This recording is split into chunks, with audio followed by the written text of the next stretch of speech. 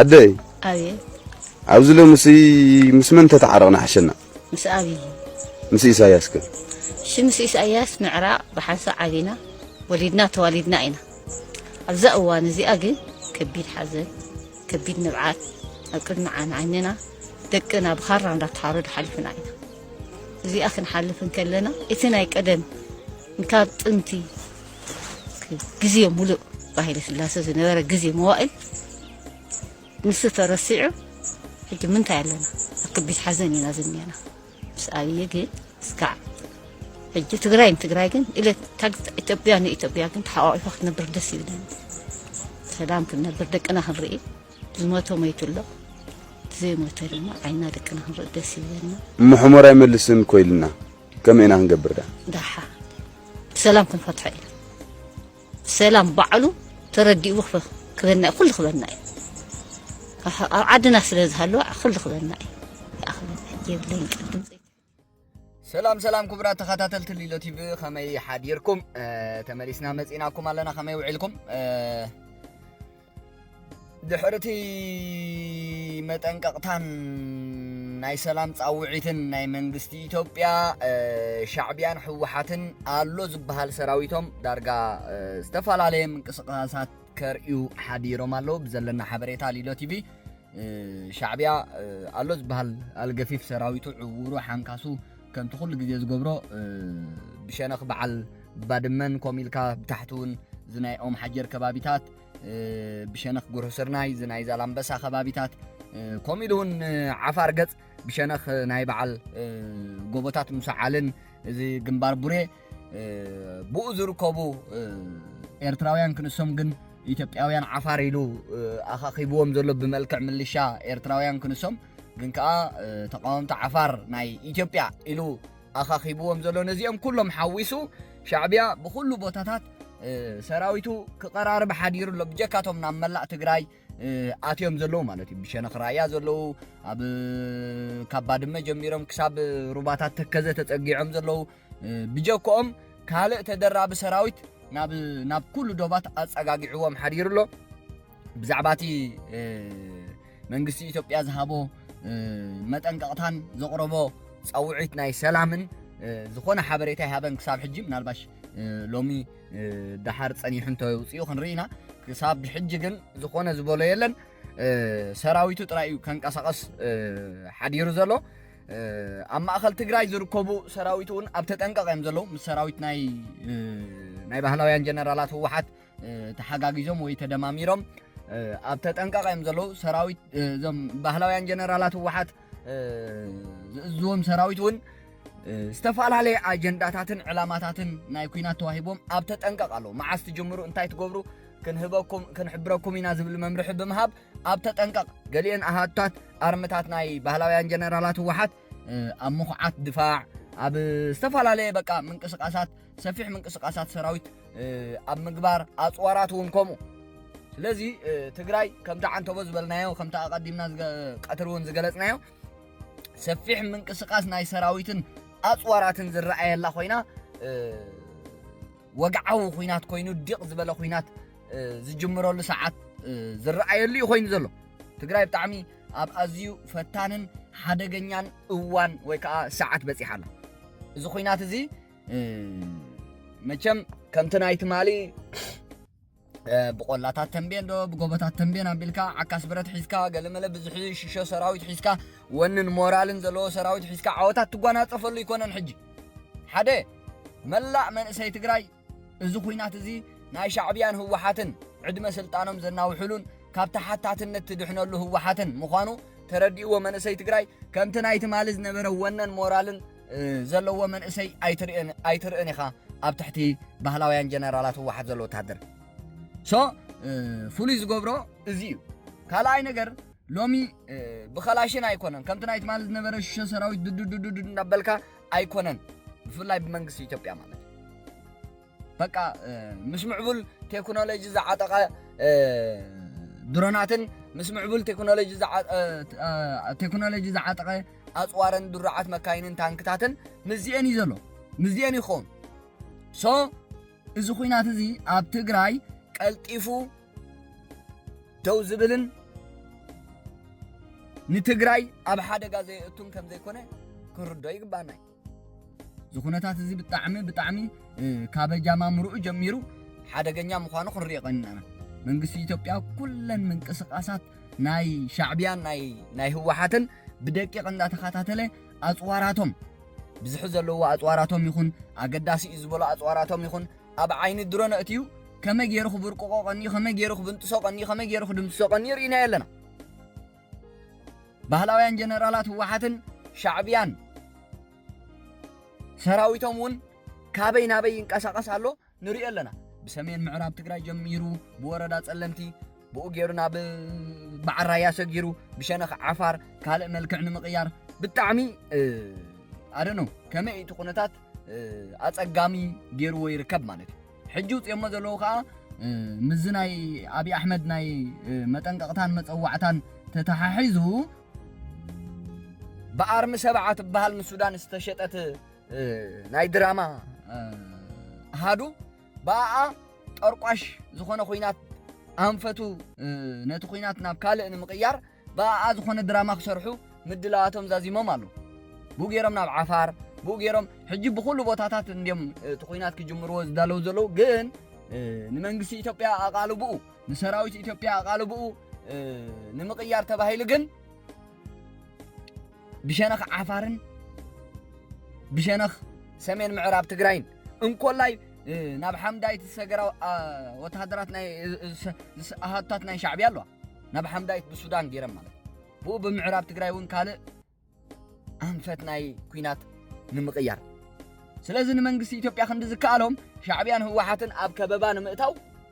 ብፍላይ ካብ ብፍላይ እቲ ህይወት ናይ ኢትዮጵያ ዝኾነ መስመር ጅቡቲ ኢትዮጵያ ንዕኡ ናብ ሓደጋ ንምእታው ብጣዕሚ ሓደገኛ ዝኾነ ትልሚኦም ጀሚሮም ዘለው ግን ከምቲ ዝበልኩኹም ሻዕብያ ሰላም ኢትዮጵያ ንምዝራግ በቃ ተተኻኢሉ ዓቕምታቱ ጣሚሩ ምስ ኩሎም ምስ ዓፋር ናይ ኢትዮጵያ ኣብ ኤርትራ ለው ዝብሎም ድጋፋት ዝገብረሎም ሻዕብያ ምስ ፋኖ ምስ ህወሓት ኮይኑ ተጓናኒጹ መንግስትነት ናይ ኢትዮጵያ ንምፍራስን 4 ኪሎ ንምእታውኒ እንተ ዘይኮይናትሉ ግን ወላ ብዝተናውሐ ግዜ ሰላም ኢትዮጵያ እንዳተዘረገ ኢትዮጵያሲ ሰላም ዘይብላ ኣብ ክንድና ቁጠባ ናብ ልምዓት ናብ ዲሞክራሲ በቃ ሓዲራ ውዒላ ኣብ ኩናት ንምግባራ ሻዕብያ እዚ ዓይነት ትልምሕ ይዝሉ ስለዚ እቲ ኩናት ክዕወተሉ ከምዘይክእል ሻዕብያ ይፈልጥ እዩ እቲ ኩናት ከሸንፎ ከምዘይ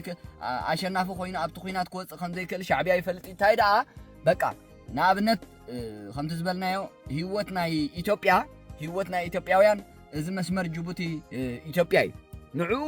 ክንዲ ዝከኣለ ክንዲ ዝኸፈለ ከፊሉ በቃ ኣብ ሓደጋ ንምእታው ዛስዋዩ ኣለው ዝበሃሉ ኣርምታት ናይ ህወሓት ወይ ከዓ ኣለው ዝበሃሉ ሰራዊት ናይ ባህላውያን ጀነራላት ህወሓት ንዓፋር ገጾም ዝደፍኦም ዘሎ ማለት እዩ ብመልክዕ ናብ ሓራ መሬት ትግራይ መጥቃዕቲ እናተባህለ ግን ከዓ ንሱ ይኮነን ንሓራ መሬት ትግራይ ዘሎ ሰራዊት ከጥቅዑ ደልዮም ዘይኮኑሲ እቲ ኩናት ኣብ ማእኸል ትግራይ እናሃለወ ግን ከዓ ናብ ዓፋር ገጹ ንምስሓብን ኣብ ዓፋር ካልእ ሓደገኛ ኩናት ንምኽፋትን እዩ ማለት ብኡ በኣንዲ ሓንቲ ተሪፋቱ ዘላ ሻዕብያ ሙሉእ ብሙሉእ ዘይተቋፀረ ቦታ እኮ ኣብ ዓፋር እያ ሻዕብያ ኣብ ምሓራ ሙሉእ ብሙሉእ ኣሎ እዩ ምስ ፋኖ ኩሉ ዓይነት ድጋፋት እናገበረ ሓገዛት እናገበረ ዕጥቅን ስንቅን እናቐረበ ኣብ ምሓራ ምስ ፋኖ ኣሎ እዩ ሻዕብያ ኣብ ትግራይ ኣሎ ጥራይ ዘይኮነሲ ሙሉእ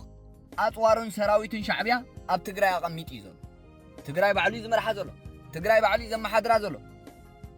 ንህወሓት ባዕሉ በዚ እተው በዚ ውፅእ ዝግበር እናበለ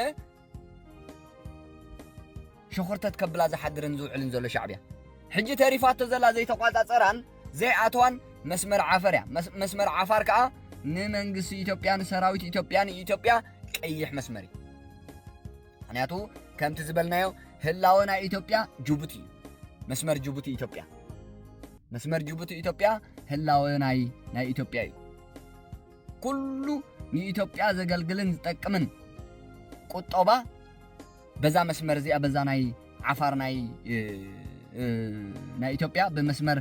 ጅቡቲ ዝኣቱን ዝወፅእን ማለት እዩ ስለዚ ነዚኣ ሻዕብያ ክንዲ ዝኸፈለ ከፊሉ በኣ እዩ ህውከት ክፈጥር ዝደሊ ዘሎ በቃ ንሳን ድሕሪ ዓፂና ኢትዮጵያውያን ባዕሎም እውን ቁጠብኦም ምስተዳኸመን ዝበልዕዎን ሰትይዎን ንስኣኑን ባዕሎም ክዋግኡ እዮም ዝዓይነት እዩ ወፍር ናይ ሻዕብያ ዘሎ that's why ብሸነኽ ጎቦታት ሙሳዓልን ግንባር ቡሬን ክሳብ ታሕቲ ዋላ ዝበዓል ባዳ እዚ ከባቢታት እዚ ብምሉኡ ጽዑቕ ምንቅስቃስ ሰራዊት ናይ ሻዕብያ ክረኣየሉ ሓዲሩ ኣሎ ኣብ ማእኸል ትግራይ እውን ከምዚ ክንገልጾ ፀናሕና ኢና ሕጂ መንግስቲ ኢትዮጵያ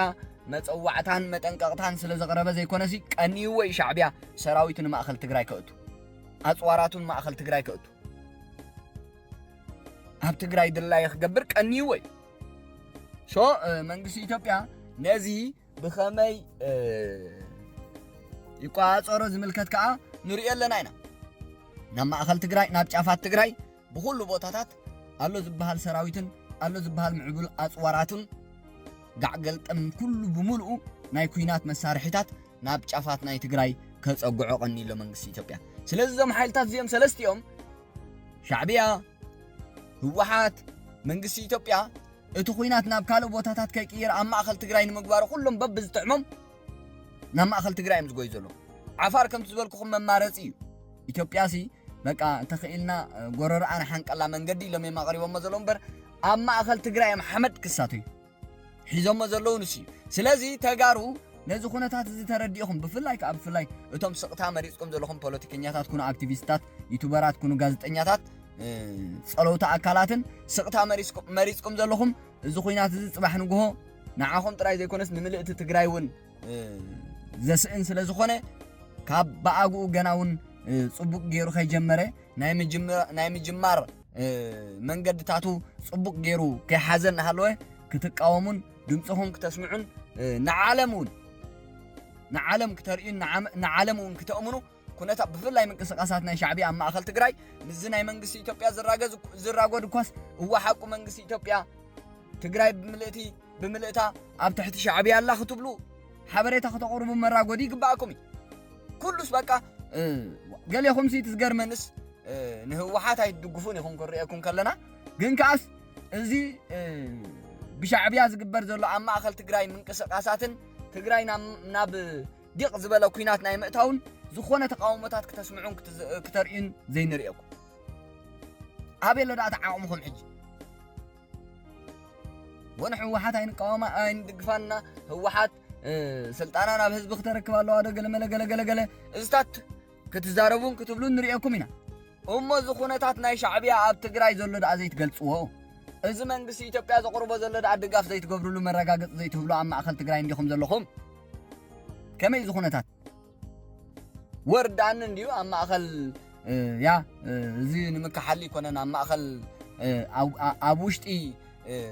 ኣዛብእ ኮይንካ ህላውነትካ ኣረጋጊፅካ ነቲ ሻዕብያን ህወሓትን ዝገብርዎ ዘለዉ ክተቃልዕን ንዓለም ክተስምዕን ይኸብድ እዩ ግን ክንዲ ዝከኣለኩም ዝኾነ ሓበሬታ ብዛዕባ እቲ ምንቅስቃሳት ናይ ሻዕብያ ንዓለም ምስ መንግስቲ ኢትዮጵያ ኾንኩም ነቲ ናይ መንግስቲ ኢትዮጵያ ሓበሬታ መራጎዲ ዝኾን ክተቕርቡ ይግባኣኩም ትግራይ እኮ በቃ ናብ ኣዝዩ ሓደገኛ ኩናት ተኣቱላ ከምዚ ዝቐነየቶ ከይመስለኩም ከምዚ 14 መዓልትታት ተቆፂሩ ዘሎ ክካየድ ዝቐነየ ኩናት ከምኡ ከይመስለኩም ይጅምር ይቋረፅ ገለመለ ከምዚታት ከምኡታት ከይመስለኩም ሕጂ ናብኡ ገፁ ይኮነን ሕጂ ናብ ኣዝዩ ሓደገኛ እዩ እኳ ሓንቲ ኢላ ጥዑይ ጌራ ብመላእ ትግራይሲ ትግራዋይ ኣደኖ ምሕረትን ድሕነትን ይፍጠረሉ ንህዝቢ ትግራይ እምበር እዚ ኩነታት እዚ ሓደገኛ እዩ ሶ ተጋሩ በቃ ኣብ ጎኒ መንግስቲ ኢትዮጵያ ክትኮኑ ዘለኩም እምበር ኣብ ጎኒ ሻዕብያ ኣይኮንኩምን ክትኮኑ ዘለኩም ሻዕብያ እሞ ትግራይ ብምልእታ ንምጥፋእ ኣንቂዱን ኣንጊዩን ነቒሉ እዩ ስለዚ ምስ ዘጥፋእካ ሓይሊ ትፀምድ ዲኻ ትዝገርመኩም ናይዞም ናይ ኩልኹም ናይቶም ንህወሓት ንቃወማ ኢና ትብሉን ናይቶም